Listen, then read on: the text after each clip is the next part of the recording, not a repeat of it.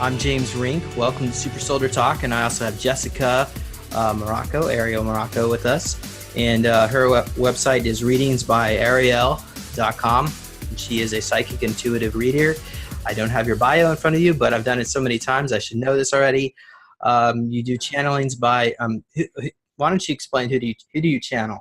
Sure. It makes it a lot easier when people talk about their own stuff, and in that way there's no problems.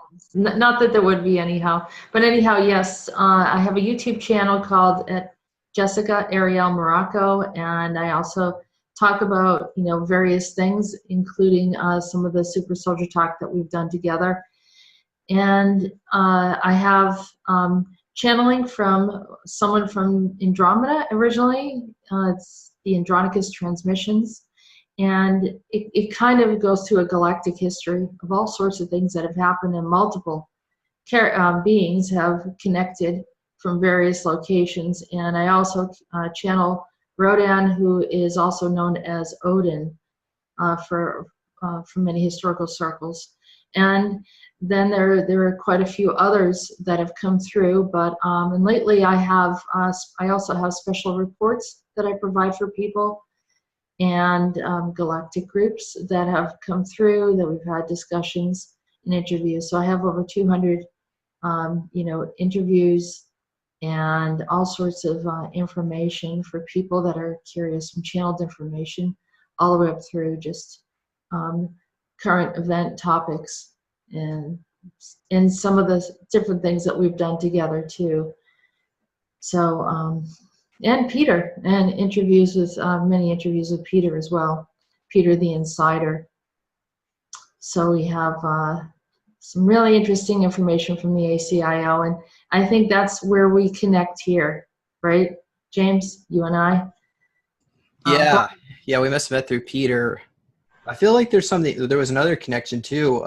Who was the other guy? Max. I know you were working with him for a while, and I did connect with Max for a brief period while that was channel was still open to me. Yeah, that was Max Steele. Yeah, we have kind of in this similar circles, but I think most of the interviews that we did was with Peter the Insider, and both of us have been through multiple programs, and that's where we kind of connected. Okay. Well, before you mention anything else, and before we lose any viewers, I wanted to give a little summary of what this video is going to be about, in case you're wondering why you're going to stay here for another hour, or I don't know how long it's going to be, maybe an hour and a half usually. So we have a few topics I want to bring up today. First of all, Preston Nichols is dead. He died October 4th. So we're going to go into that because I did get to meet Preston in 2014, and I met him, or I knew him at Montauk, or rather he knew me, and there's a lot of things that he did to me. I don't have my full recall on that, but I will share what's at least information has been relayed to me, which I know it's more like hearsay at this point, but maybe Jessica, you can add into that. And also I'm going to share a little bit of information about Peter the Insider, because obviously, Peter's usually with us, but he has been. Why don't you share, Jessica? What? Because I haven't been able to get a hold of him. So, but you did. Yeah, I've been doing some interviews with Peter, just audio interviews with him on my channel, and I don't know. It's been going on for about a couple months now, and then all of a sudden he just disappeared. And so he goes off, and this has happened before, hasn't it, James? Where he just kind of disappears. We don't hear from him for a while. But in this occasion, he said he was going into a battle. So, but he didn't say what battle it was. He did tell me he was on the 10th dimension. He's in the 10th dimension right now. So there's something going on in the upper levels. And so he was in full battle, could not talk to me. So that's all I knew. Okay, well, I don't even know there's even really much we can even talk about that. But what other topics did you want to go into as well today? Anything else did you want to cover? We were discussing earlier, you said people had an inquiry about me, whether or not I was a super soldier, and some of the activities and things that I've been doing.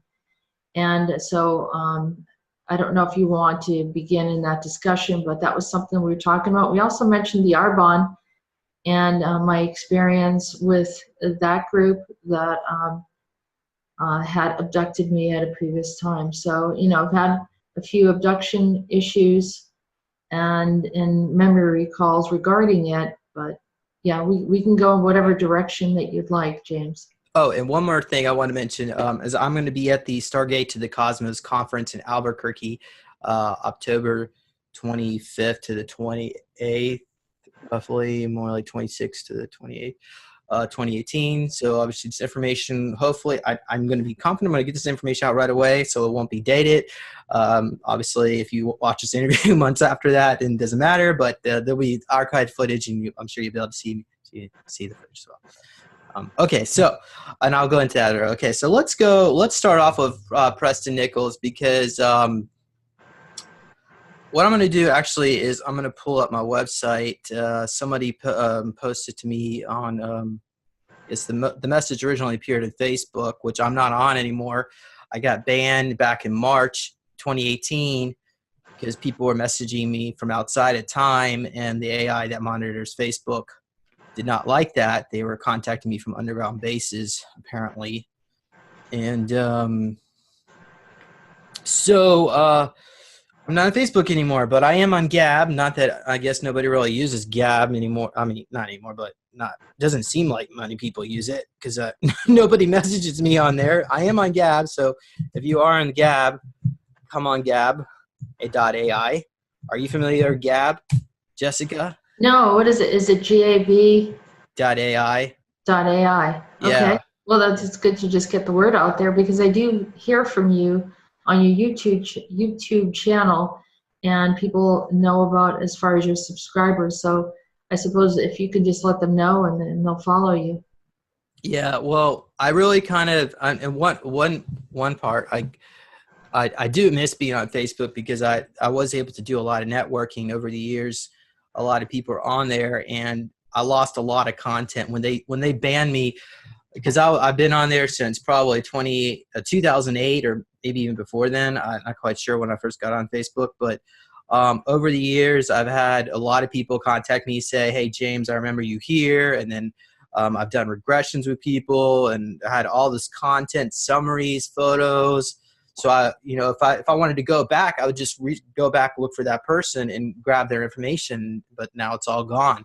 All this, and it's to the point where, say, "Well, James, why don't you just open up a new account?" I'm like, "Well, they IP'd mine.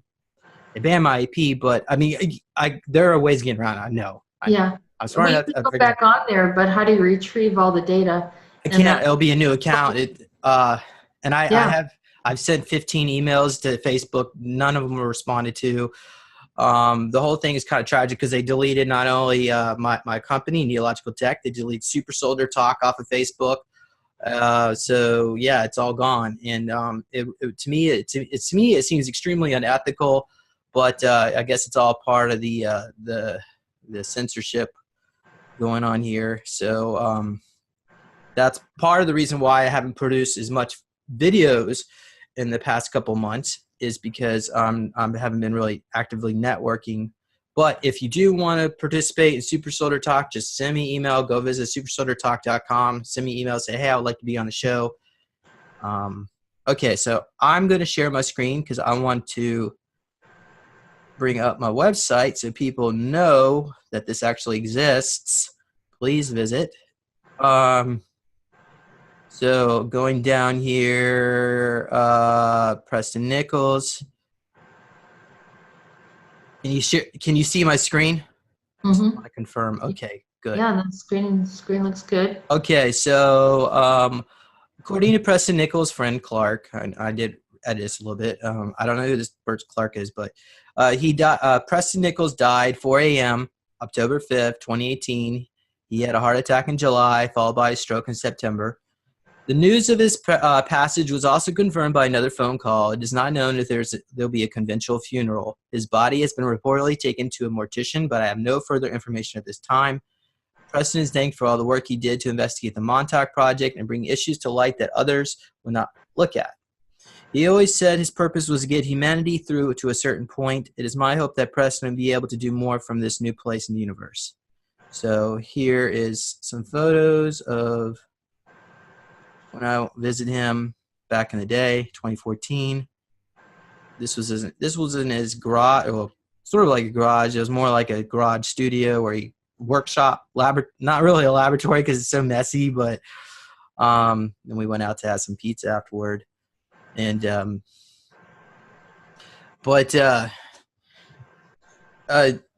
apparently when I visited him, I guess the only really regrets I really had is I didn't really have a chance to interview Preston. Oh, wow. One-on-one. I mean, I got to meet him, and we sat on this table here, which is this actually came from the Monroe Institute. One of these, and I suppose they might still have them there. They probably have an updated version of them. And Monroe Institute is where they were doing remote viewing for the CIA. They probably still do it there, but this table would vibrate with certain sound frequencies, and they were playing. He was playing, I think, Tchaikovsky from Swan Lake, and some other music like classical music like that. And the whole goal was that the table would vibrate, and you would have like a piezoelectric charge, and your I guess it would be within not only your pineal gland, but in your spine, and to get the Kundalini energy activated. And I found it very, I liked it, but I mean, I can't say I really had any profound experiences like being at the Montauk chair, because I mean, that was actually alien technology. This is a really low tech version of the Montauk chair, but you know, for what he had, it was really creative, and the guy was a genius. And I do have some more photos. Let's see if I can pull this up. I didn't really have time to go through all this. So what happened to you there, James? Are you open to sharing with people, or? Oh, well, I mean, during my session, I don't remember specific. Actually, this video is on my YouTube channel. So if you go back to 2014, you can see it with Preston Nichols. But I don't think I don't recall exactly what I experienced, but maybe I was outside my body, and I visualized planet Earth, and I maybe sent love and peace energy, but it's not like I traveled back in time or anything. But and this is what this wall. This is actually Dan McBolin. I was gonna say, is that Dan McBolin? Yeah. Dan was with us. Yeah.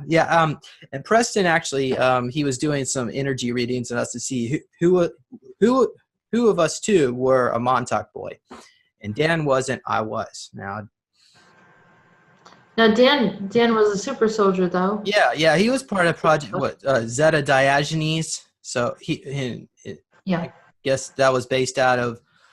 I'm not gonna say Dulce, maybe probably Area 51, because I know he does talk about Area 51 quite a bit, where he was taken multiple times with the yellow fruit. I think he mentions that quite a bit. That was one of the code names for the ETs, so the hybrids. But yeah, so Preston had all these electronics, and there's probably some viewers might actually know what these are. I can try to zoom in. Obviously this stuff's quite dated, but you know, all this stuff is really should be in a museum. There he is, Preston. And of course he had all this musical instruments. It's a wealth of information and it's a, unfortunate loss to the whole community of super soldiers and those that are working in these different projects or history of it. Yeah. So you can see another perspective there. Okay, so this is all us. All right, yeah. So it looks like you guys had fun. Yeah, I think we're both eating a little too much pizza at the time, but okay. Well, anyway, so that was quite an experience. Now, I was hoping Preston would give me. Oh, yeah. So maybe for. You can see he has his other side. Yeah. Yeah, that's great. Yeah, so this was actually part of the Love Now movement. Susie was putting this on in these conference, and Duncan was also there. Duncan Cameron, he was also part of the Montauk. Yeah, no, Duncan Cameron also is not feeling well, and yeah, that's a good point. I might as well go ahead and just mention that too, because I don't want. I hate to see both of these guys kick the bucket at the same time, but he is. He has a GoFundMe page. He has prostate cancer, and of course, if you know anybody that's suffered through cancer, it is a bitch to get rid of. Even if you have the holistic methods. I mean, there's Jim Calf. There's the you could do. This here was it the light trail vitamin B17, and there's also infrared. And there's probably some listeners probably can put a few more ideas on here. If you know things that actually work, please don't put maple syrup and baking soda. Baking soda, yes. Maple syrup, no. But, if you got some ideas, throw it in the comment description, and we'll send it over to Duncan. I'm sure he probably gets a lot of stuff. But probably donations, too. He needs some money. This is someone that's contributed a tremendous amount of information and has gone through so much. I mean, just going through, time travel, I guess, has taken a toll on his body. Yeah. So the grueling things that he went through, and I guess, I don't know him, and but I do have friends that do know him, and they speak very highly of him, and so, we want to respect what they've gone through, and to kind of put themselves out there to share information, which put them at risk. Right. So yeah, this was in his house. He over on Long Island. He has a little beach house there, and I got opportunity for him to work on me. And he walked around me in a circle, and he asked me to look at him, and I did, and then I guess he did some kind of clearing, and then he walked into the bay. He dipped his fingers into the bay, and ripples started to form across the whole bay. So I'm not quite sure how to explain that. But Dan was there with me, as you can see behind there watching. And so I, not making that up, but of course, anyway, so that was an experience I do cherish, and I'm glad I had the opportunity to do that. But I do want to mention that during my, of course, this is not necessarily my memories of Montauk. I only have two memories of Montauk at the moment. One was cages and what looked like wire chain link fences, and everything looked like it was an underground bunker where everything was concrete and very sterile looking lighting, almost like an abandoned car underground parking deck kind of material, like kind of thing. No cars down there, but that type of the lighting and so on. And they had a bunch of us boys, or I guess kids, in this one area, and we were corralled, and then they instruct us to do something which is probably not appropriate to mention here. And then they got some fire hoses or some kind of hose out, and they washed us all down and said we're dirty. And then I had the impression that that either it was before or after we were just sent on a mission through the time tunnel. So it's almost like they were trying to do some kind of weird bonding ritual. And the other memory is just being lined up in cages. I see like a dark room, and there's a bunch of cages along the wall, and in one of them, and they just kept us there quite a bit. And the Draco, they would like to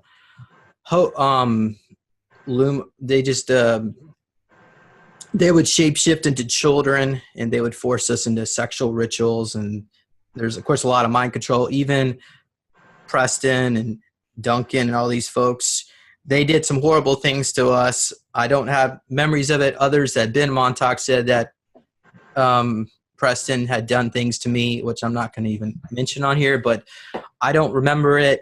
And I don't know. I hate talking bad about somebody. Unfortunately, there's so many bad things happened back then. the whole point of all this was to turn us to one of these. We actually did talk a little about this, Jessica, about some of these Draco who are one of like the third level from hell. It was like one of these third lieutenants from hell. Is that what you said? Who some of these beings were? Yeah, well, there's all different types of beings, and you know, they can shapeshift into humanoids, so you don't even know what you're dealing with. And what I do is I end up like stripping it down, you know, when I'm looking at stuff and saying, I know that's not what you look like. And it's usually some kind of like, you know, grotesque kind of disturbing creature, you know. It's that when you're going into these spaces, whether it's Montauk, you're time traveling, you're in a whole other place. I mean, this is where the Men in Black are. I don't know if you've ever seen the Men in Black, and I've seen them on multiple occasions. No, I haven't. You know, you're in a no man's domain. You know, you're in another domain where other things don't exist, or you know, humans. It's not exclusive to humans, and they can kind of show who they are. And so when you're traveling, there's an opportunity to see all sorts of off-world beings because they don't have to be disguised. And because I can see interdimensionally, I've been able to see quite a few different types of beings, and whether I liked it or not. But yeah, I mean, so in those programs, as soon as they take you off-world or off-dimension, you're pretty much vulnerable to whatever's there. And that's probably what you're talking about. Yeah. Do you think they will take Preston, because they didn't say that he was cremated or he's going to be buried. They just said he was taken to a mortician. Do you think they're going to take his body to like Dulce Base and be re-aged and surrogated like what happened to me in 1979 when they put me in Project Surrogate? Yeah. So this is not the last of Preston. Yeah, no, I immediately said that. I felt yes. And you know, be young. Well, do they even need his body to do that? I mean, theoretically, they could just take a tissue sample, create a clone, and put his soul back into it. Well, you have to realize that time doesn't make any difference to them. They can go in and do something so fast. I mean, well, you know, they can step back into time and capture whatever they want to do. And for all we know, that the body that dies is not really the original soul. They've already, you know, removed that. So then the body they allow the body to die. So either it's or replaced as a clone. They can do multiple things. And you know, Peter has already told me that they had some plans in the event that something happens to me. So I'm sure same with you, whoever's involved in certain things. I guess I've seen too much, and you know that they had us have been working with us for quite some time now. You multiple lifetimes as well as myself. So there's a history there. Okay, and I do want to mention one more thing. Back in the day when I was working with Jay Essex, he did mention something about Preston. He said that Preston was an ambassador, similar like in the Galactic Federation in a past life, like a high-level ambassador. And then I worked underneath him, and I looked up to him. So do you have any information on that, whether that's accurate? Preston was an ambassador to where? Within like one of these Galactic Federations of Light, or one of these federations, maybe not the Galactic Federation of Light, but a federation of some sort. And who was it that told you? Jay Essex. Jay Essex.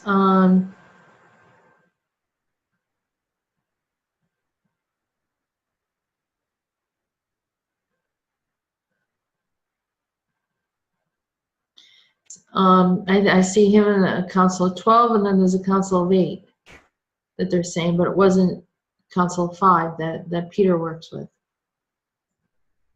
Okay, so he's in a different group altogether. In a different group, yeah. They probably have different agendas as well. Yes, and it's different collaborative of species. So you know,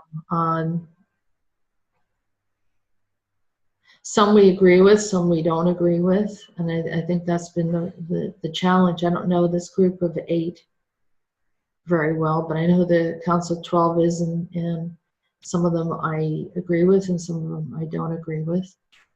Yeah. But yeah, I mean, they have a history. Okay. Is there anything else you want to mention about Preston at this time? I'm going to see if I can. I feel like I can connect to him right now that he's alive. He says he's alive. When Dave Corso passed, I was talking about, you know, him being around. And I remember saying, well, you know, I think I was talking to someone in World Spirit Radio, maybe it was JP, and so we were just discussing about his passing, and the door upstairs just slammed really hard, like there was no wind. It just slammed, you know. And I heard him yelling, you know. He was like, "I'm not dead." Is that what you're hearing now? No, he didn't say it that way, but that was Dave Corso's personality. I don't know if you remember very well, but yeah, I did a video with Dave. He says, "Why are you saying I'm dead? I'm not dead." So I was like, all right, I'm not dead. I said, he's just correcting me right now. But Preston said it more calm. He was like, I'm alive. Yeah, that sounds like his demeanor. Yeah. Would he like to mention anything else? You want to spend a few moments doing this? You don't mind? He said that you were like a son to him. He had you and a few experiences with him as a son. And he said that he chose not to have you around because he had other work that he needed to do, and wanted you to have your own experience separate from him. He felt kind of fatherly towards both you and Dan, I guess. He wrote his books. He didn't say half of what he wanted to really say with all that writing that he did. He said he's telling me he choked over it. Like it was difficult for him to not be able to say everything that he wanted to say, but he restrained himself for certain reasons, and thought it would become more of a problem, especially while he was alive, to, you know, present here. When I say he's saying he's still alive, it's not like they faked his death or anything like that, but you know, he has a strong conscious awareness wherever he is right now. Right. And does he recall the sexual abuse and trauma that was committed back in the day in Montauk? He said we don't talk about those things. Mm-hmm. Mm-hmm. Yeah. Is it because it's maybe he's worried that he might get targeted, or is it because he's ashamed, or is it because they have a body double of him? Oh. That made it look like he was doing some things that he didn't do, and he was angry that they put him in that situation, but he didn't have a voice in the matter. Did the Draco abuse him as well? He said, of course. And what did they do to him? He said he'd rather not talk about it. Is he worried about repercussions? No, he said that there are better things that we can discuss. Okay. What would he like to discuss? The shipyard, something on the shipyard. Something related to the Philadelphia experiment. All right. What about it? He said a lot of people were swapped out. Can you explain what you mean by swapped out? That means that the soul was here. The soul that was here was sent elsewhere. Some of those souls were sent to a prison camp. He said that made it all the harder. Some of them were happy to leave because of the pain. The pain of being embedded into a ship hull? Yeah. Okay. And just even the pain of coming back, I guess there was some pain, he's telling me. All right. And was he one of those people that were switched?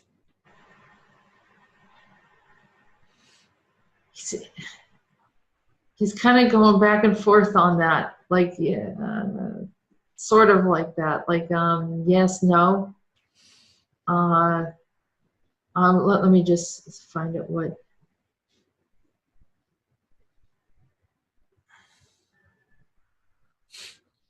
He said a hard time dealing with the fact that he wasn't fully himself when he returned, like as if he was altered in a way, enhanced. Yeah. Said, Yeah. yeah. Can you ask him if one of my previous incarnations or previous surrogate forms, I was actually participating in the Philadelphia project? Yeah. Okay. Yeah. He looked right at you. Does he remember what name I would have went by?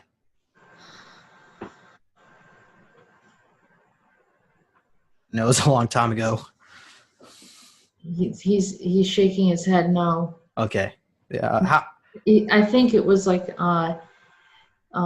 when something took effect, it sort of was a shock to him or something.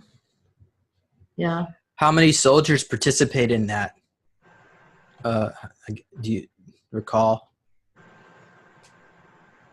He said a couple hundred. Yeah, that's what I'm saying. So you probably wouldn't know all of them. Okay. What else would you like to share? He said space travel.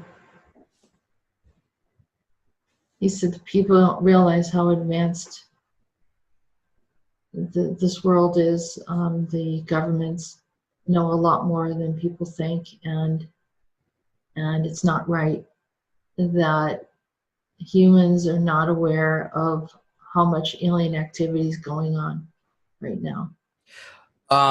Ask him if SETI is knows a lot more about extraterrestrial activity. Of course, probably that's a dumb question. SETI, the search for extraterrestrial life and so on. He said they're not the only one. He says it's actually, a lot more mainstream than you realize. It's like, I think he's showing me like corporations have been interfering with some of the data and have been intercepting and actually communicating and blocking the communication to SETI. Something like that. Okay. Does he have any information on when, I guess, going into the future, like first contact supposed to take place, or I guess when it's already here? I mean, we already know aliens are here, but like, when is it going to be basically a matter of fact to everybody's aware of it? It's like, yeah, they're here. And not until things change, because if they reveal, it's about power and money, he said. And if they reveal, he says he couldn't say this while he was here. So I'm saying to him, so you want me to say it instead? He says it's about power and money. If they, let people know all the technology and different things that the ETs have brought, then it will balance out all the different nations. And the superpowers don't want to do that. And as an American, I guess, we see that Americans have dominated in a lot of ways. So probably coming from that direction and others. Yeah, he says it has to do with power and money. That's why they're acting like anyone's crazy who talks about ETs. Okay, so does he have any information on when time travel technology be made available, or at least told to the public that it exists? It's not just some science fiction thing. He said not until very much in the future, as still they have to keep it, prevent time travel from going into the wrong hands. That's already happened, where some people have gone in there that shouldn't be there and have altered and created ripples in time and brought back some things too that weren't supposed to be here. And right. He said that was a big issue, that he said some of those strange creatures that people have found on the planet, they don't know who or what they are, and probably some like swamp creatures and stuff. He's showing me like the ones in probably around your area that they found. Like some kind of like Sasquatch-like creatures, or some kind of monster with a goat face or something. Yeah, stuff like that. Yeah. What are these beings? They're picking them up when they're traveling. They're coming back. They opened up portals, and and these beings come out of the portals, and then next thing you know, they have to send a team in to clean up these beings. Right. Yeah. That makes a lot of sense. Okay. Yeah. But they do have a close watch on it. But even still, sometimes people, see it. What do they do with these beings once they manage to get a hold of them? Do they send them back to the portal? Or they send underground bases. Examine them. Yeah. Experiment on them. Something like that. Yeah. Interesting. Okay. And I was wondering, so one time I was doing a regression and we were going through hyperspace and we came across a Sasquatch. Why, did you ever encounter Sasquatch beings in hyperspace at Montauk? He said all the time. What are they doing in hyperspace? What's other, I guess, they're the galactic beings. Yeah. Yeah. So they come from, a planet. Yeah. So this particular Sasquatch, when we reached out to him, he was not very interested in communicating with us. He says, "I don't want to talk to you." It got to the point. I had the feeling that he didn't like humans very much, and I was like saying, "Well, but anyway." So I can understand. They're not all here for, they're not as innocent as people think they are. I asked him, I said, I always thought that they were a simian species. And he said, yeah, sort of, it kind of reminds me of what they perceive as early man, which might have been another whole species. Okay.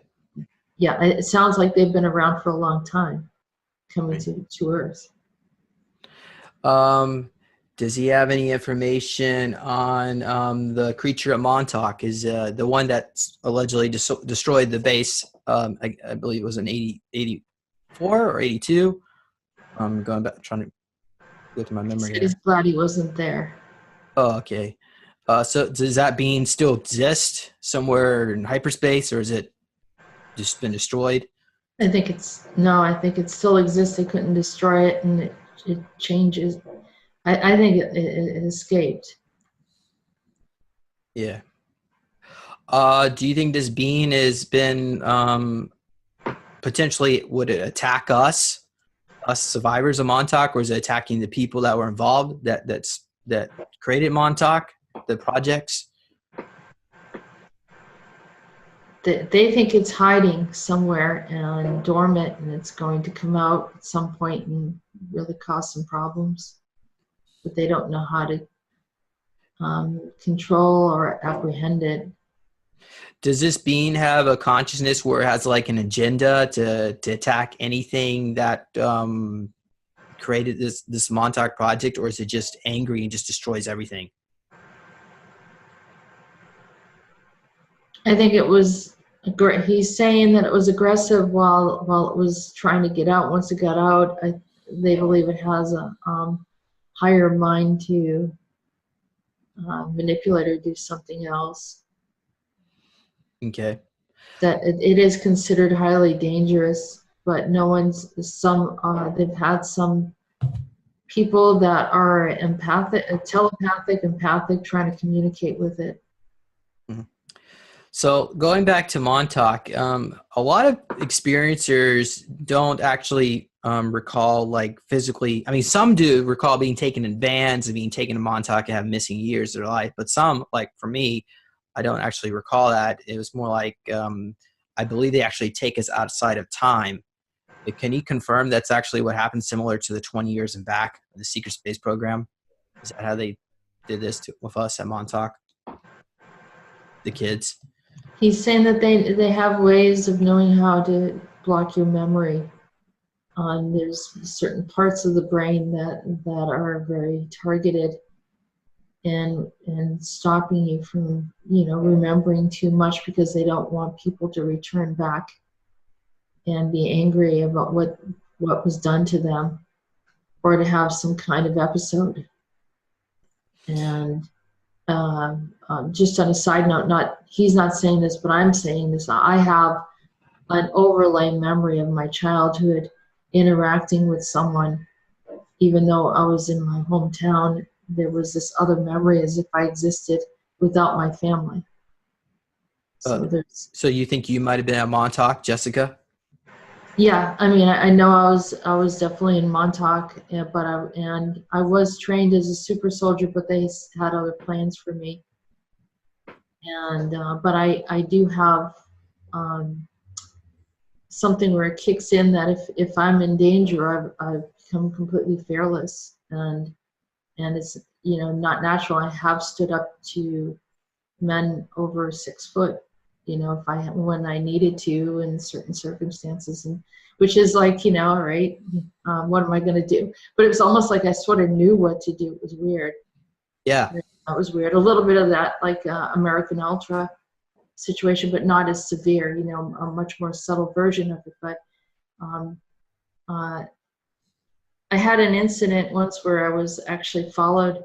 I was at a nightclub, and I was followed by a bunch of people. They were angry at me for something, and it had to do with, I won't get into it, but there was probably about 5 people coming after me, and something clicked, and I turned and looked at them, and I was like, what are you going to do?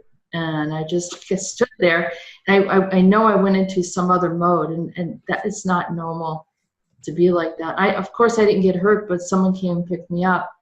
But yeah, when you've been set into some kind of programming mindset where you're gonna kick into recall. Yeah. Well, but still going back to the question. The question was, do they take us outside of time? And so you mentioned they cover memories, but that doesn't really answer the question.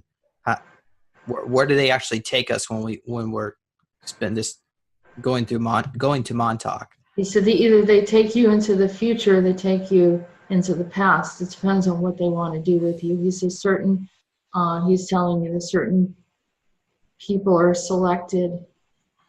They're trained in particular to go, and they have an awareness, and they know that they're going to go in the past to observe or alter an event or record something, verify, what happens with the timeline. And then there are those that have other experimental purposes and go into the future. And then there are those that, if they're being used in a malicious way, are taken out, and then their life is tampered with in a way, because they want to prevent that person from doing something, which I believe something like that happened to me, and maybe to you, where they're trying to, the wrong ones kind of got a hold of us, and were trying to prevent us from coming out publicly and talking about some of this type of content, because we are very public, as opposed to a lot of others that were in Montauk were not, kind of are behind the scenes. They're not very public. Well, I do want to mention a lot of the kids that went through Montauk, a lot of them, their lives are utterly ruined. They're either addicted to drugs, alcohol, or they're pedophiles themselves, or sexual deviants, or have a lot of issues, mental, emotional, and they're just broken individuals. So I think trying to access some of these memories might actually cause a lot of psychotic breaks. So I could see why they probably would went to great efforts to contain these memories. But for people that do recall, they mentioned something in the lines of a team, like an NSA team, went into Montauk and actually rescued these children during the end, and they were right around that period. they were quickly trying to erase the memories of some of the kids, and not all of them got memory erased. I was one of the ones that they did triple memory erasure. It's like, we're gonna make sure we take care of James Rink. But so can Preston confirm that actually took place right at the end when they got us out of there?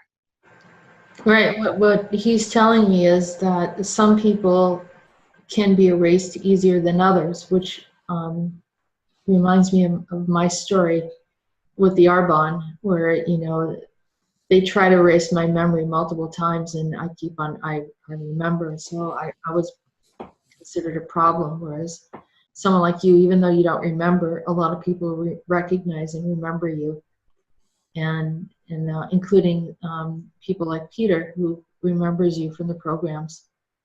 So and that's why you're very much proactive, but there's still something in your subconscious, right, that it makes you quite curious about it, and that's another sign. People that are curious about these programs and different things that have happened have a memory of somehow involvement. Yeah. So the average person is not curious about extraterrestrials, aliens, mind control, super soldiers, unless you're involved. Mm-hmm. Yeah. That's what it is, but that shows like the segment of the population. We're all being subjugated to a mind control grid, the woodpecker grid, the Gwen, the cell phone towers. So if you're to break out of that, that's because you got subconscious memories, and you know that you're being fed a false narrative, consciously. Mm-hmm. Okay, so but can Preston confirm that at the end they sent an NSA team in to rescue us? They did, because the project went bad, he said. I see something that looks like there was a fire, electronic fire, and maybe there was that you were going to get stuck in a place where it would have been really detrimental for everyone. It was going to be a failure. Was that when the monster was going through and destroying things, or a different time? Different time. Because I get the impression that even after the monster went in there and destroyed the facility, they had other satellite facilities, and they probably still do, and they probably took us all kids. It's like, well, we'll just move them over here and keep doing what we're doing. Yeah, this one that I'm looking at, it looked like something was set on fire, or the electronics went bad, and there's going to be a problem. You were going to get stuck somewhere, and then it would have revealed, a strange incident where children from another timeline or something came, in the wrong place. Right.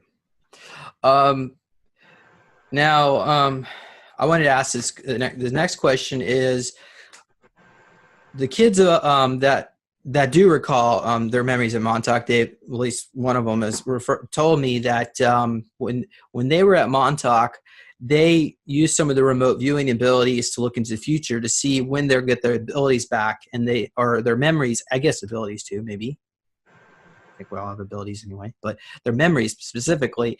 And they said that it would occur sometime around July of 2019, after the death of George Bush Sr., Poppy Bush. Why do you think Poppy Bush? Why do you think there's a connection between Poppy Bush and the suppression of our memories at Montauk? Does Preston have any idea why there's a connection between those two? He said it was part of the program that you went through, and it was certain administrations are related to certain groups. He's showing me. And what is George Bush Sr.'s role in all this?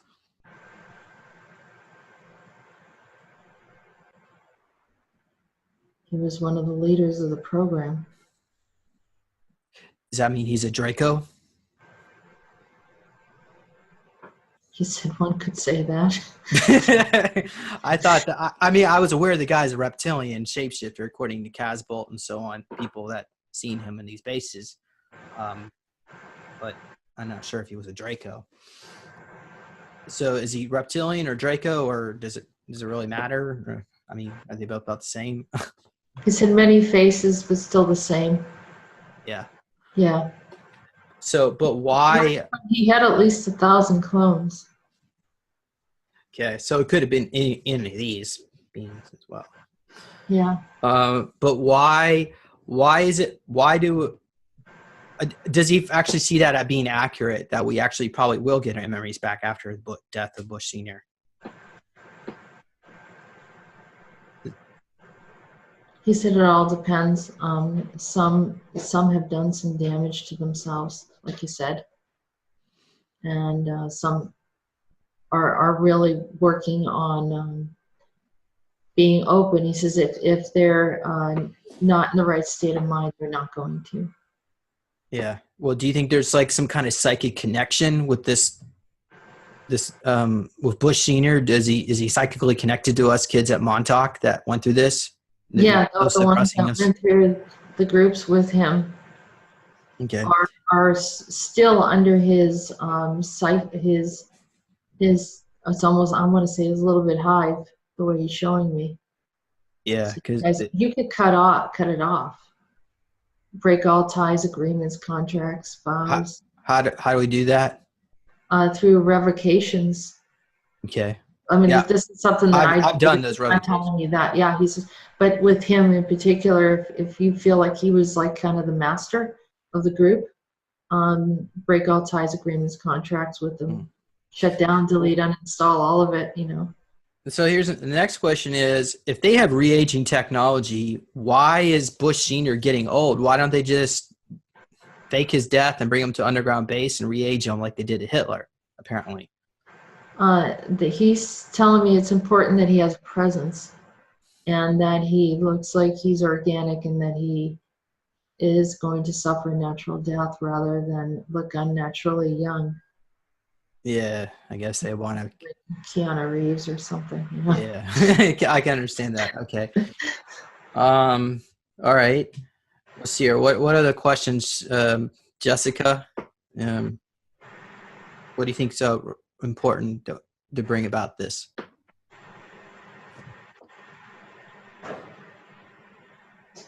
He says, I wish I could be there. I wish I could be there because some really important things happen, and I asked to be able to stay and be a part of the experience of when things open up. And he says, I made some decisions that prohibited me from staying longer.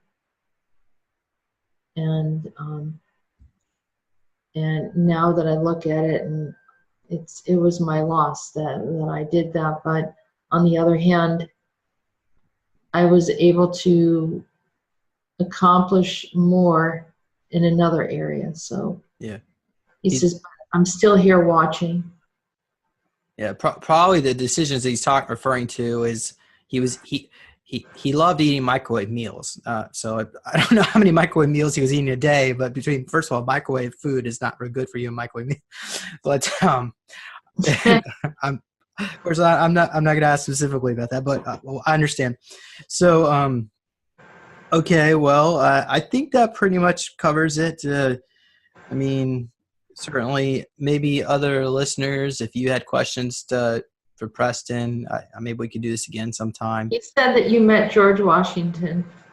Oh, oh, yeah, in a mission? Yeah. So how did that turn out? Because I don't recall that, of course. You said you were very nervous and you were stuttering. Oh, well, first of all, George Washington, I mean, I'm sure he would have knew that he was a profound figure, but not as profound as we know him today. So he would have just thought that he was just he was a freedom fighter, just trying to save what he could from this rebel colony from turning into hell. And he never realized it would turn into a great nation, unless this was after was this when he became president? Or when? They said he was one of the first. He's telling me that he was one of the first super soldiers. Oh, so did they actually send him back in time to be? Yeah. Interesting. Yeah, which altered the history of the nation. So what was my role? What did I do with George Washington? What was my mission? I heard the name.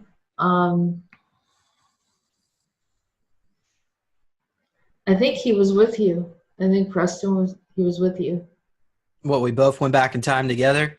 Yeah, and you were there like a young boy there with him. Oh, interesting. Yeah, and you went to shake his hand. He was stuttering. Did we go to Mount Vernon at that time? No, you met him you met him in Virginia. Okay, because that's the name of his estate. Yeah. But I actually, I got to see that a couple years ago, and I really felt like a connection to George Washington. I didn't think, I never would have even thought about that. Maybe I wasn't back in time to see George. I never thought that he was a super soldier either, but it makes sense that he said that.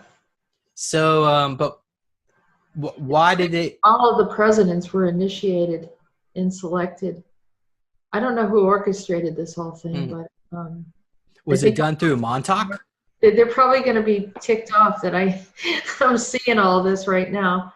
So was it done through Montauk? They were trying to guide things. Yeah. But does that mean they were trying to guide it in a positive way, or they're trying to guide it in a way that the Illuminati and the Draco and those groups would control things? Well, it's interesting. What he's showing me is that the U.S. went through Montauk and kind of lined up the presidents and who would be who and what. And over in Brighton, in England, they did a whole different layout. Kind of. They had the royals, but then they had some other. They had hidden rulers. Someone's going to be angry about that. Monarchies. The monarchies, they sent them back in time, or not send them back in time. They kind of know who's going to be there as far as the monarchy, the royal family, and they selected that. We know Meghan Markle was part of that. And, very, very much a tall white. But the others, there's a whole hidden group that's working alongside the monarchy that they don't talk about, but it's the same thing. Those were all selected, their family lineage. Now, even if they have all this power to go back in time and meddle in the timelines, that doesn't necessarily mean they would use it, because there's surely there'd be other groups. There's the other councils, and there's maybe even our future, there's other time lords, or I don't even know. There is a time lord. There are time lords. You think there are? Something like that from our future that's monitoring our timeline, make sure that we don't monkey things up too much.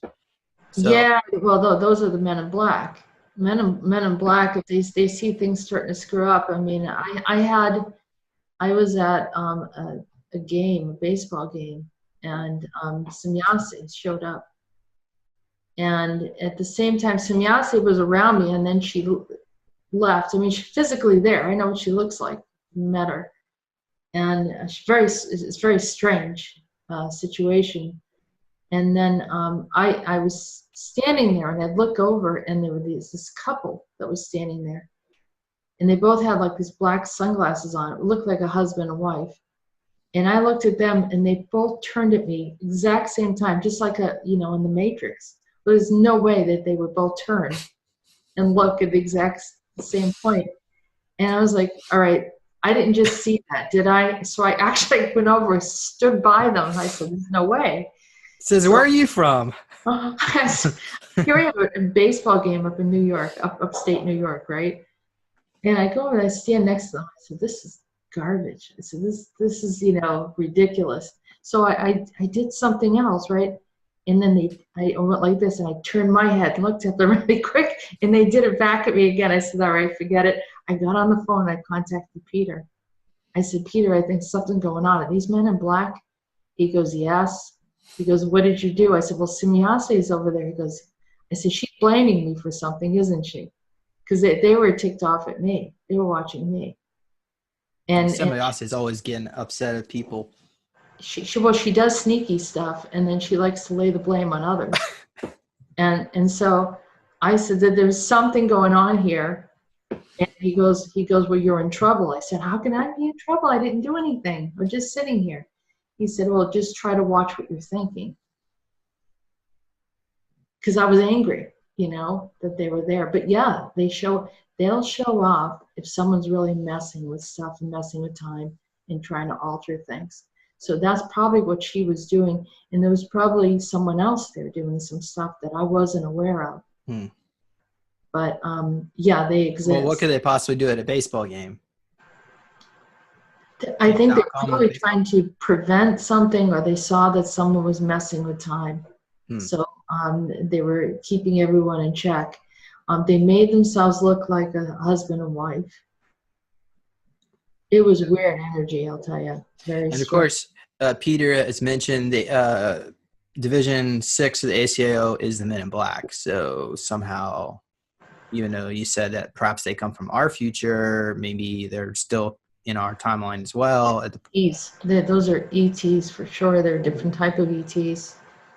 Yeah. They're not human. No way. And not even advanced human, not future human. Well, there are some rumors that they actually extract blood from cattle, like cattle mutilations, to create clones and like Dulce base to produce the Men in Black. But maybe that's a rumor, or maybe that's not necessarily the case. It doesn't. I don't think so. Yeah, it doesn't seem like that would be the case. Okay. Well, maybe one day an MIB would want to be interviewed. I don't know that. They're probably not going to happen in this century anyway. Maybe another 1,000 years from now, when humanity learns to get over all this secrecy and learns to be a little bit more forthcoming towards each other. But they're definitely there's different ones that are in the time travel arena, and they're not all typical. Okay. Did Preston ever encounter any of the MIBs over at Montauk or any of these bases? He said, yeah, they had some kind of rules and guidelines of what to avoid. That mostly, for some reason, Montauk had clearance to go to some of these places with the Men in Black. So you do have to have permission. Interesting. Okay. And can they comment about what happened with George Washington? What were they trying to do? Win the war? Yeah, they wanted to make sure that he had the courage to win, because they were clearly outnumbered, or they were, it was against the odds for them to win. They were afraid. Did most of the timelines show that the United States never came forth from all that? Kind of like if the the Nazi, if the Nazis won the war scenario, kind of if so we stayed never occurred, that type of thing. We stayed a colony of Great Britain for quite a while. Then we'd be Canada, wouldn't we? Yeah, we'll be part of the Federal Army of the Commonwealth. Is that you want to? Will we go ahead and jump into that? That's a good point. Yeah, according to Peter the Insider, he said that the ACIO had documented that there was a full military group that showed up by Alaska and northern Canada. They have video footage of kind of a base that showed up with fencing and everything, and I have all this on my interviews with Peter. And I guess they show a guy that's out hunting, and all of a sudden he's looking over, and you can see like there's a camera there, and he's like looking like, what in the world's this doing here? And you know what I mean? Like it just showed up overnight. And he said technically these were androids. They're androids, so they don't require food, water. They're self-charging. They don't, it's extremely advanced technology. They look highly humanoid. And he said one of the things that you would notice that they have that's unusual, and I don't know if that means all of them, but they would have this like blue circular kind of thing on this right by the temple of the eye. And it sort of glows or something like that. And I said, and so the military was increasing, and these were brought in by Mobius. Mobius is a corporation that was came about in the early 1800s. And so they're the ones that introduced steampunk and some of the advanced technology then, and then went further into the future, bypassed our timeline, even further in time from us, and then has come back with advanced technology, and they have created all of these androids. And so they've developed a whole military. Now, Canada never had a history of the Federal Army of Canada or Federal Army of the Commonwealth, which Peter then changed the name to, or said that that's what they're calling it in the ACIO. But it was a very, very experimental group. They don't know what their intentions are, and it was many of them, lots and lots of them. He says, but they also, I said, well, what are they doing? Essentially, they're a type of surveillance. They're looking for humans to talk to, and when they talk to humans, they start to assess, gather information, and also to mimic behavior, voices, all sorts of anything that would make them look more human. And one of the other experimental groups actually went to Detroit, Michigan, because of when the market for Ford company went down. A lot of people didn't want to live in the area, and so there was an absence of presence of people, I guess, and so they brought in, as an experiment, Mobius brought in a bunch of these androids. And so it's right here in the US, and also in Canada, and probably other locations. And I mentioned something, I've been feeling that there was something going on in Greenland, and sure enough, it's something, you know, coming from Greenland in there, and they had this enormous iceberg that showed up around Greenland. So a lot of people didn't believe us. You know, Peter and I go back and forth about how people don't believe. Now this is kind of like hot off the press. You know, you're just, first time you're going to hear it, you're not going to hear it like for 5 years from a bunch of other people on YouTube. So people think if they don't hear it, everyone else talking about it's not true. Well, he's coming directly from the ACIO saying this is what's going on. And so I said, well, you know, I mean, we're going to put the information out. They'll accept it or they're not going to accept it. And then I was looking on YouTube one day, and Japan had this whole show about CyberLife is the other company that creates it, and they were making these androids, and they were doing like this gaming kind of presentation. And there was a girl there. Is that Detroit Become Human? That game? Yeah, Detroit Becomes Human, yeah. Kara? Was it Kara, the girl, the little girl in that? No, this was, she looked like she was Japanese. And the game is a soft disclosure about what they were doing there in that experiment in Detroit. But this was a real game a show for you know, to promote some of the gaming stuff that they do in Japan. And there was a girl there, and they said this is an android, and no one believed it. And on the side of the temple was the blue ring. Now, if you do a search, and maybe I can find that for you, and you can have the link for it. Peter talked about it, and then later we saw that they were presenting it in Japan, and no one wanted to believe it at first. But when I showed people, I said, this is what Peter was talking about. And even the people at the show refused to think that this was an android. It was too human looking. That's the scary part. They're extremely advanced. They've replicated humans. We went back and forth about the question of whether or not a android could have a soul and have emotions and feelings and all that. And there she is. That's it. So that is what's she looks real. I mean, she looks real. And you're saying that's exactly what Peter said to look for. So if this person didn't have, I mean, do they have to have the blue ring on their face? That was an indication of an android, the type of androids that were here. See, creepy looking android, right? That's what it said in the first picture. Wow. And so they could have these beings all throughout Detroit, and you're saying that Federal Army of Commonwealth, they're androids, all of them? Yeah, and think about it, you know, they have unlimited ability to recognize, memorize. They probably could ID thousands and thousands of people, hold it in their memory, and they're like walking around in a form of surveillance. And so I don't know if you've seen, there's also a video out there in how in China, there's a surveillance of the general public, and they have like a system now that if you do not obey and do all the things that they want you to do, then you'll be limited in your ability to travel, your ability to work. I don't know if that includes going to the doctors. People can't move.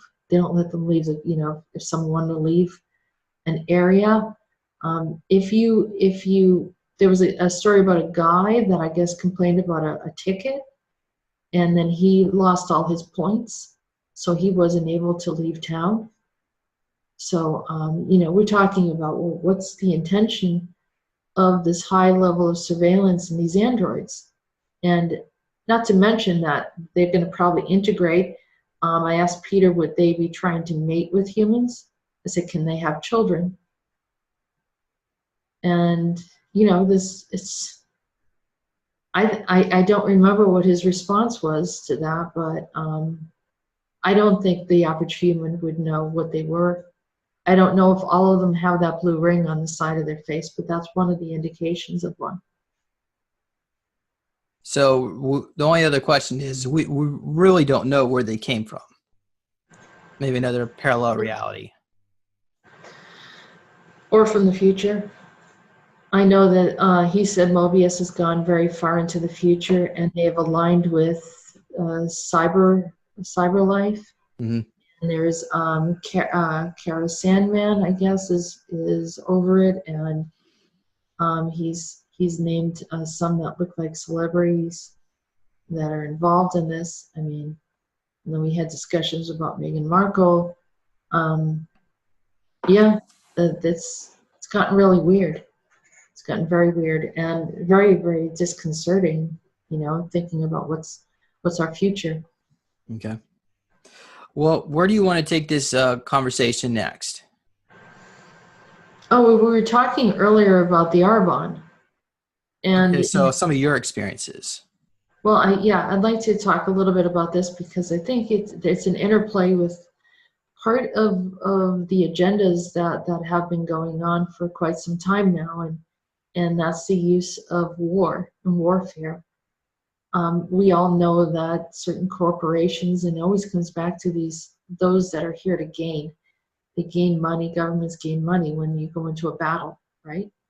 So I had a clear vision of being in this, like on this ship. It looked like it was stainless steel. There was all sorts of buttons on the wall, and there was this one particular red button that sort of stood out to me, and they had a probe that they put on the top of my head, and I could feel it. I could feel it as I was going through this like lucid dream, and I was trying to figure out what was going on, and this alien came next to me, and I was in like this plasma or some kind of liquid. It was kind of a dense liquid in a rectangular shaped plexiglass kind of containment, and I could hear people screaming in the background like they were being tortured. And this being came over to me, looked at me, and he had the heart-shaped head. It was like the alien, and you're going to show a picture of it. And he looked at me, and then another one came next to him, and he says, this one's going to remember. And the other one was upset, and I don't know if they wanted to do something to me, but then someone screamed, and they both went into the other room. And I reached up, and I pulled that thing out of the top of my head. And it's like I knew I needed to get out of there. And something opened up underneath us, and a whole bunch of bodies dropped down into the water. We actually came out of this ship, and the ship was on like 4 legs, and it was raised, and it was almost like invisible. But once we dropped out of it, I shut off. I don't know, when I pulled that plug out, I pushed the button. I don't know what I did, but everything started to materialize, and I saw, you know, a bunch of people that were released in there, you know, standing up in what looked like an ocean, a shallow part of an ocean, and some simian-looking creatures coming out to try to help us, I guess. But what I felt like they were doing in that process is were all the primary, I don't know, kind of like rulers that caused mass wars on the earth. There was Alexander the Great, what do you call it? Napoleon was there, Hitler was there. There was a whole bunch of them that were there, and they were being heavily tortured. So they were programming them of what to do when they come here. So this is not humans. This is an ET group that abducts people. Now, how I was connected, I don't know, but I know that I was involved in, yeah, and that's what they look like.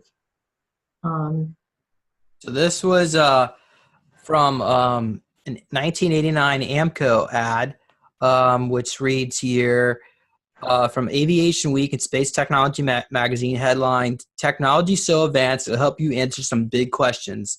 On the back was a full-page color photo of an alien head and shoulders with his four-fingered hand raised in a gesture of friendship. So a question is, do you think this is a real photo of an alien, or do you think this is that's what he looked like. Yeah. And the shape head is very distinctive as opposed to some of the other, and I've seen other ETs, of course, but this one in particular was very, very, very evil toward humans. They really didn't like us, and they really wanted us to self-destruct or destroy large populations, which makes me suspect to, you know, the Georgia Guidestones and some of these other groups that want to see an elimination of humanity. They think there's too many in our population right now. This kind of reminds me of Dan Burrish and the J-Rods from the Grays from our future timeline, a negative timeline where we want the cataclysms, and they come back to, I'm not sure if they try to stop it or, or try to enable it. They're probably different ones that are doing one or the other, but they certainly could be part of that group. But, yeah, this group definitely had no, it's definitely messing with people's heads saying that they're friendly. They really have no regard for humanity. They really were very, very evil towards humans. So why would they allow a real photo of an alien go on a magazine? Back in 1989, I mean, surely that would be against the disclosure process, or maybe that was disclosure. I wouldn't doubt that they have a hand in wanting to have a presence, and that they would override what the general rules were. That's how powerful they were. And they clearly have a presence here on the earth. When I talked to Peter about them, he says that they're referred to, according to the ACIO, they're referred to as the Arbon. Okay. All right, well, let's get this. I'm tired of looking at this photo. I'm going to get rid of that. So yeah. Anymore, but how do you think I feel? yeah. Okay. I'm glad I ruined the ship. That's what I'm saying about my super soldier activity. I have no idea what I'm doing, but I seem to know what I'm doing.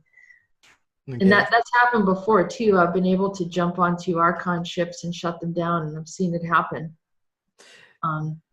Can you describe what you look like when you're a super soldier? Would it be sort of like skin tight leather like clothes and sort of like in the Matrix, or a skin tight suit? It's funny because I don't really see myself. It's almost like, you know, I can see through my eyes. There's been one or two times I've looked like a male. I think in a really, really heavy combat, they put me in a male body. But I think in the usual cases, I look like myself because they recognize me. Okay. So what other, so I guess you're using super soldier, but you also mentioned you were associated with the Nazis, and I guess that was a past life, though. The channeling with the Vril Society, was that it? Yeah, I was one of the Vril Dom, and my name was Sigrun, and you know, I've told people this, they have mixed feelings about it. You know, you can see it, or it sort of raises an eyebrow. I didn't ask to be there, of course. I do. I did a regression, and I had. I saw myself standing on what do they call it, the eagle's nest, or I think that's what they refer to, and it was just me and Hitler, and he looked up at me, and he was like picking flowers or doing something like really like passive and everything. All I know is I couldn't breathe and I couldn't move. I was just like he had a very, very strong energy. And I also had a memory of him asking me if his wife was Eva was cheating on him. As a psychic, he was asking me my opinion, and what did you say? I said, I don't believe that she is. He goes, I know she's looking at other men, and he took his fist. He goes like this. He's smashing the desk. I was just like, and then I pulled out of that memory, and then I was also that I saw myself in that building where it has the black sun. And was that that castle? It's a the castle with the black sun on the floor, the mosaic. Yeah, and I was standing like right on it. And they were asking me questions because they would constantly ask me to communicate with Aldebaran. And I was standing there, and I communicated with them very freely, but they gave credit to others, including like Maria Orsic, for some of the information that I got. And I was standing there, and at one point I think I had visions of like all, you know, people getting killed and all this other stuff going on. And I remember looking, they could see it in my eyes that I was onto what they were up to. And that's when I got in trouble. That's when they started to keep a closer eye on me and pulled me away. That's him. Is that Himmler right there? Because, yeah.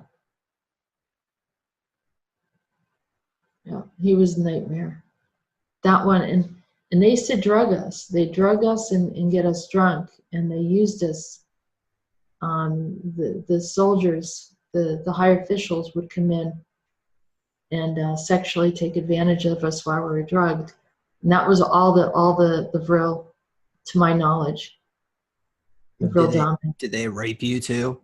Like some sexual rituals? There was yeah, they did something where I just remember this bedroom. I don't know if it had brass behind us, like a brass bed type of thing. It was really weird. And they didn't want us to communicate with anyone, so they wanted us sort of like out of it. And so when we would have sex, that we wouldn't have like an emotional tie to them, you know, or we couldn't make any plans to leave. It was almost like I felt like we were sort of incarcerated in a way. Do you remember seeing like an SS on the wall like that, like a flag or something, poster? Does it look like that? I don't have any like direct memory of that particular. And did you see him dress up like in this and these kind of outfits, the stormtrooper? Yeah, absolutely. Yeah, and yeah, they would ask me a lot of different questions, and at one time they were angry at me and said that they wanted to take me up to like a certain location, a satellite or something, and they were going to drop me off and have Aldebaran come pick me up. They were really, they would threaten us when they didn't like something. All right. So what's weird is that on occasion I will still see Hitler, and I have seen what's called the time-traveling Nazis. And I saw one of them coming up through New York City, where kind of like out of a manhole, like he was time-traveling in and then integrating the city. And I saw that there was one of the buildings in New York City where they have like on a high-rise building, they have a floor where they all kind of meet. And then even in this present era, they can come here. Oh yeah, they're here. So are they coming? You know, corridors. I've seen them. Yeah. But are they coming from the past, from the 1940s, or are they coming from the parallel reality? No, they're coming from the past. There's two groups. So you get the ones from the past that are coming in addition to the tall whites, the hybrids out of the Fourth Reich. Those are not the ones that I was with during the 40s. Those ones are like, they're not even human. Well, this is kind of reminiscent of the Man from the High Castle series on Amazon Prime. Have you seen? Have you had a chance to watch that? Yeah, that came out after I was talking about how the Nazis came through, and then Peter was talking about the alternate Nazi timeline where they won.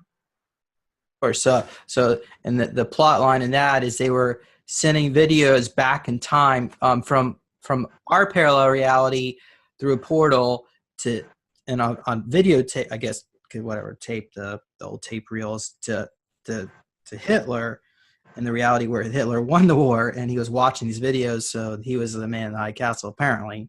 Of course, I guess I haven't seen the next season, but I guess the similar to what's going on now is where the Nazis, they must know if the ones in the past know they would have lost the war, then they would have already had a plan in place, similar to Montauk. They would have already had everything set in place. What do we got to do? Who do we got to get control of? Or that's the right word, control. Get in touch with, set things in place, buy land, buy properties to have, so we can be near this base or that. Yeah, they've got financial empires.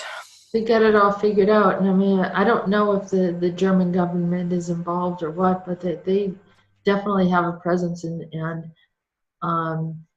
you know, they know how to do things. They got the alien technology long ago, and I don't know. I mean, they are still very, very much present. But also, there's an alternate reality that I've also seen, is that the South won the war. You mean during the Civil War?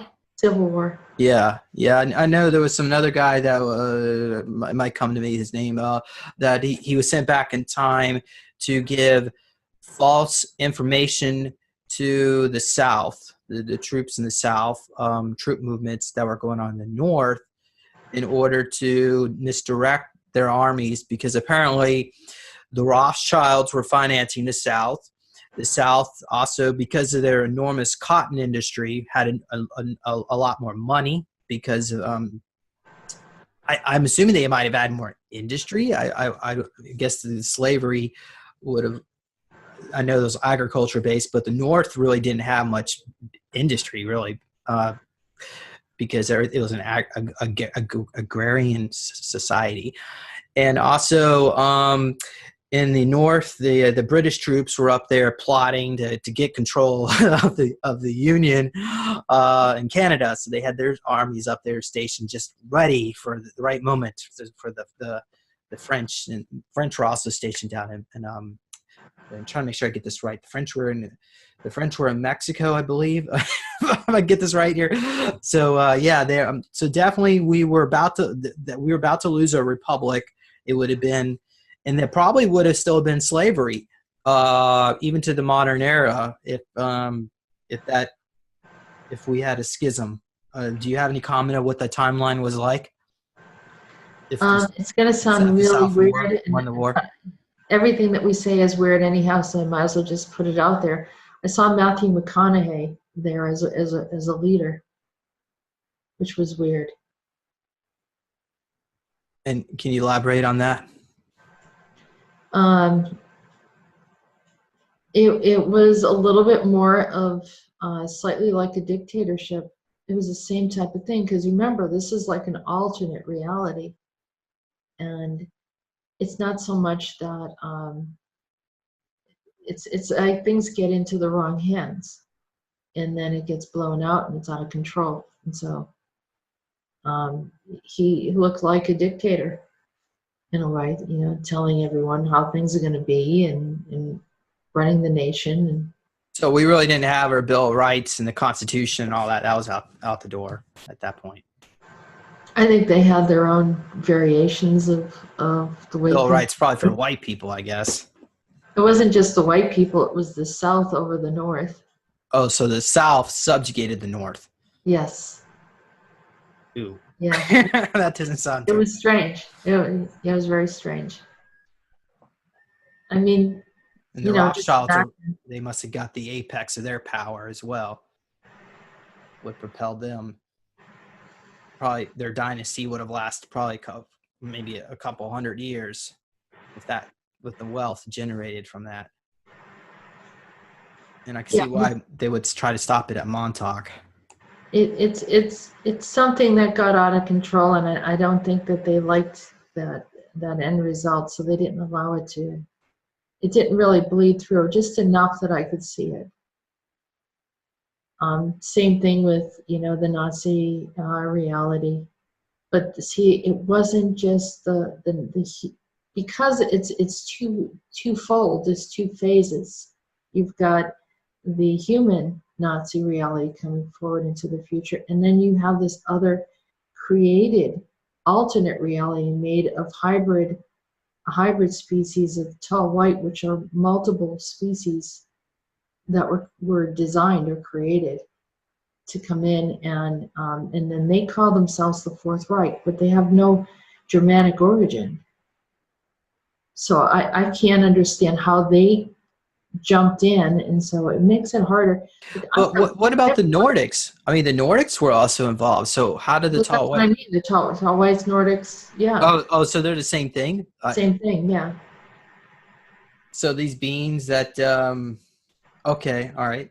Okay, I got you. I mean, this is no reflection on the German people. Are very nice people, and I love Germany. I think it's a great place. I mean, this is like we're talking about a fringe groups and an ET. Well, a fringe group of the old Nazis, and then you have this whole other group that are ET based. Why they call themselves Nazis, I don't know. You also said that you recently saw Adolf Hitler. You want to comment about that? I saw him yesterday. I have okay, you're going to have to explain to the audience how you saw it, because apparently he's dead. So please explain. So is Preston Nichols, but he's not. All right. I was talking to Gary, he is an immerser from the Council of Five. And he told me that I was in trouble with the ACIO about something. I wasn't sure exactly what that was about. And while I was talking to him, I had a glimpse of Hitler, and I said, why did I just see Hitler? And he wouldn't address it. He wouldn't tell me why I saw him. So it's like your inner seeing, and sometimes it's kind of not, well, for me, sometimes it's a little bit more of a shadow, and other times it's a clear picture like I'm looking at you right now. And in this occasion, it was a clear picture as if I was looking at him, and he looked very unhappy about something. So I have no idea. I don't have any affiliation with him. And at this point, I'm not allowing him to claim ownership just because he had control over me at one time.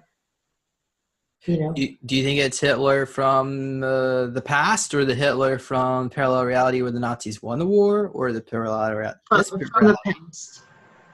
From the past. And which is, like I said, I don't know what he's doing here. Now, I did talk to Peter about there's another, like a micro reality that was connected to New York City, and those were related to the tall white, or the Nordic Nazi party, the Fourth Reich, they call it, right? There was a parade. There was a woman with dark hair, and she was on what looked like one of those military jeeps, and they were driving down the street. I could see it. I watched the whole thing. And she had her hand out, like the regular Hitler thing, and I didn't know who she was, but that was an overlay connected to New York City. And I asked Peter, I said, have you seen anything like that? He goes, yeah, because we're aware of it. The ACIO was aware of it. So that was another part of when the Fourth Reich came in, something that they brought in. It's like they have to bring in another a reality overlay in order to bleed through or actually to incorporate their thoughts. So they create this concept of projecting what their agenda is, and then they have this presence there. So humans start to take in that information. Would you feel comfortable bringing in the viewer right now and allowing us to communicate with him? If I was here with you to guide it? No? It could go in a very bad place. Why? What, would he try to take you over? You worry that he might? He wouldn't try to take me over. It's. Would he start stalking you? Like even after we're done with the session, he'll be knocking on, I don't know, on the walls when you're sleeping at night and say, "Here I am, watching you." I could ask Gary what he thinks. I'll ask Gary. Okay. All right. Could you briefly explain who Gary is? Gary's an immerser from the Council of Five. All right.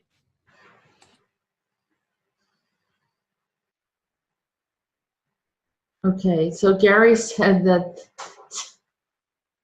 Hitler told you to ask me that.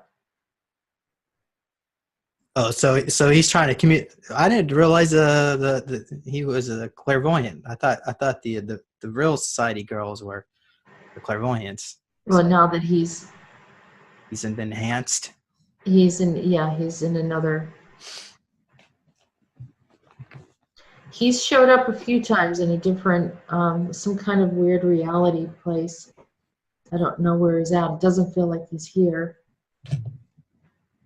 Is it okay to bring the viewer in? Is that what he told me to say? Sorry. This will be the first that we actually talk to Hitler. I can see him near a garden with flowers.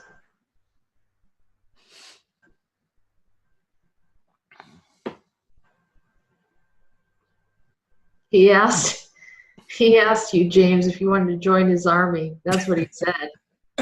Say, I've already got enough armies. I'm done with war. I'm ready for peace. He said we could use another good soldier. Well, they probably already incorporated me at some point anyway. It's not exactly an app. I guess they want to. No, it's not. This is not supposed to be about me. I thought we were supposed to be talking about you. Yeah, but you're the one who's bringing it in. He's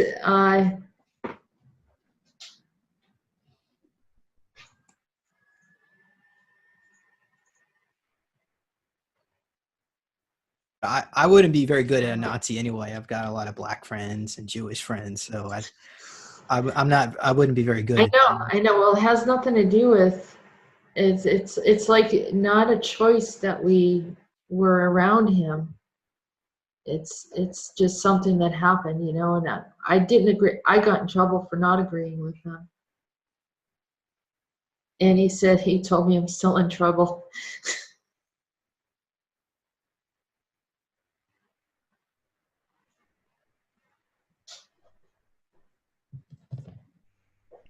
And he asked me if I was going to Germany.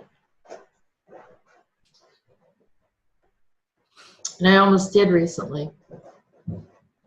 Yeah. Maybe you can go visit the castle where that the Black Sun was. Just they probably have it open to the public. Yeah. If that's something you really want to do. you know that the Black Sun is the real. I mean, a lot of this stuff is Hindu connected, and not the hate stuff, but the Black Sun was actually someone that they called Shani in ancient Hindu belief system. And Shani and Shiva, and everyone knows that I communicate with Shiva, and I have communicated with Shani and Indra and some of the ancient Hindu.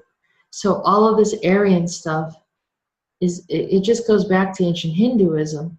So they know that I communicate with all of this stuff, and so they're looking for me to kind of bridge and go along with it, and like Shiva, he's not with any of those other agendas. of what Hitler wants. And so he tries to come in, he's trying to come in very subtly, saying he's the good guy. And he's trying to get us to potentially consent or agree to something. So that's why you're concerned about any further communications. We might accidentally consent. Right. Okay. And so before you know it, then he takes you into a reality. All right. And you're you're doing some agendas for him. And okay. Well, but can you ask him why did he initially reach out to you before we, did all this back and forth? He's saying that I'm not allowed to go into Germany unless I consent to help him. What do you feel about that? No, I mean, you don't agree to that? I don't work for him, no. Okay. Well, just tell him no. Yeah. But I might go to Germany if I feel like it. Yeah. What's he going to do? Right.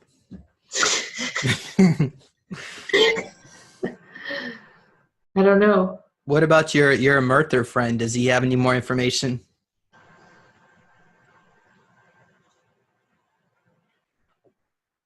He said that I'm in hot water. Okay. It seems like nobody really wants to give out any specifics, so I think maybe it's best not to continue on with this discussion. Is there any other things you want to bring forth? He said something like he has a close eye on you. On me? What am I? Am I in hot water too now? He said he's not angry at you. He's trying to recruit you. He said you know where you belong. That's what. Well, look. According to Peter, I believe he said I've done at least 500 years worth of these 20 years and back. It gets to the point where you get a little bit tired of doing this. So I don't know how many more times they're going to need to recruit me. So I would just have to say, I would say I politely decline, but next thing you know, I'm on a spaceship or wherever on the base, say, hey, we got this great mission, blah, blah, blah, blah, blah. It's like, well, I'm right here. They're going to wipe my memories anyway. So I don't know. He's talking about some kind of like wonderful, like something land, I don't know, some beautiful like city or something that he can bring everyone. No, how does that work? I think I've heard it. I can hear him saying it, but like I can't. a Garthia or one of these Telos? Yeah, it's like that. Yeah. Oh, so is that he's one of these beings in those inner Earth network? He smiled. Adamia or Adama, or I can't even say his name right. Adama, that's it. Adama's over in Telos. It's not Adama. It would be something like what is his name?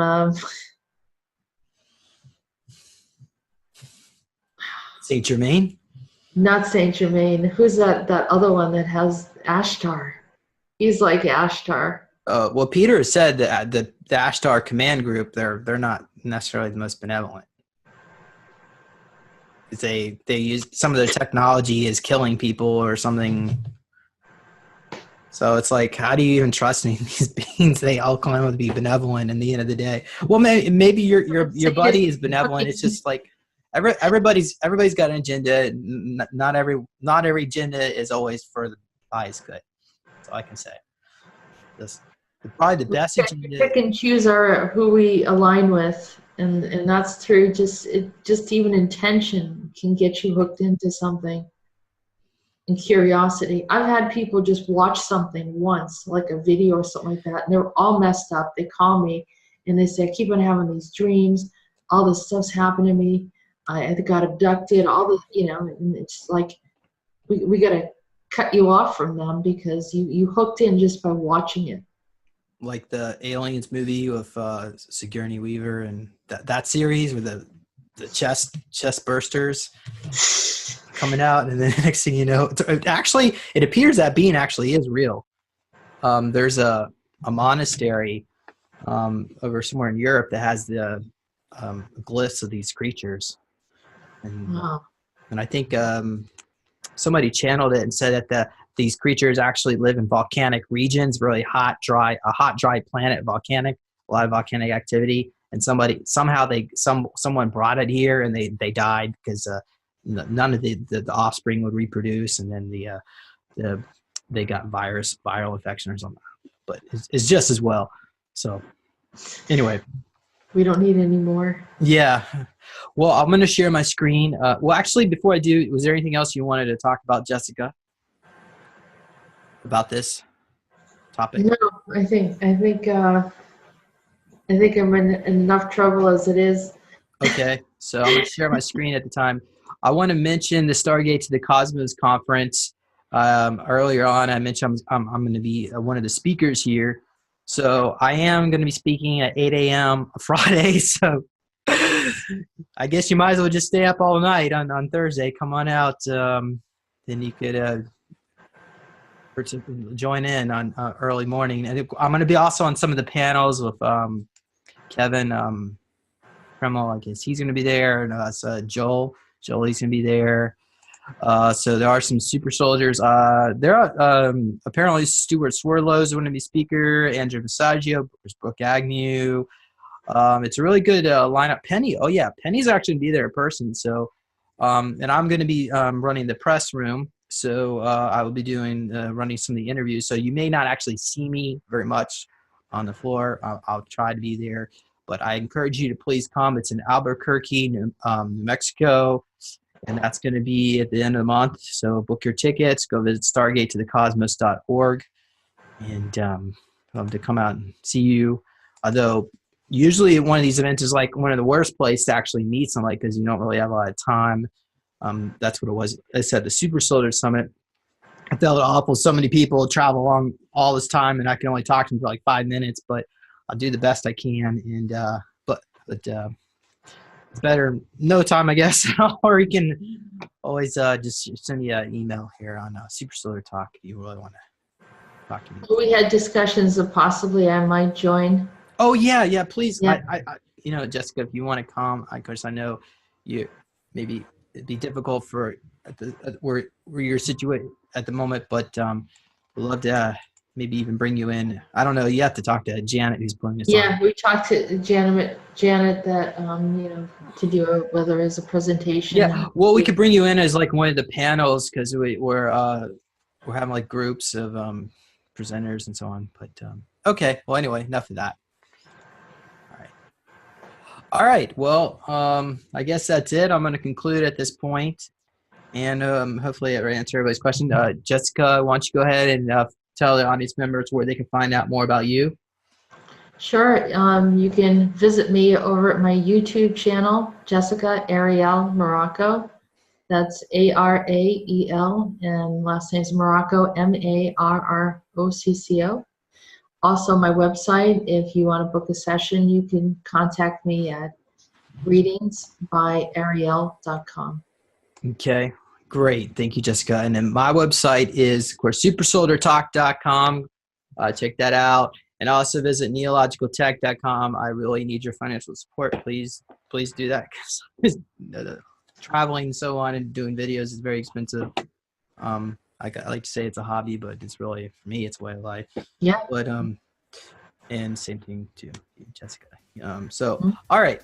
Well, until next time, thank you for listening in, and bye-bye. Thank you, Jessica. Thanks, Jim.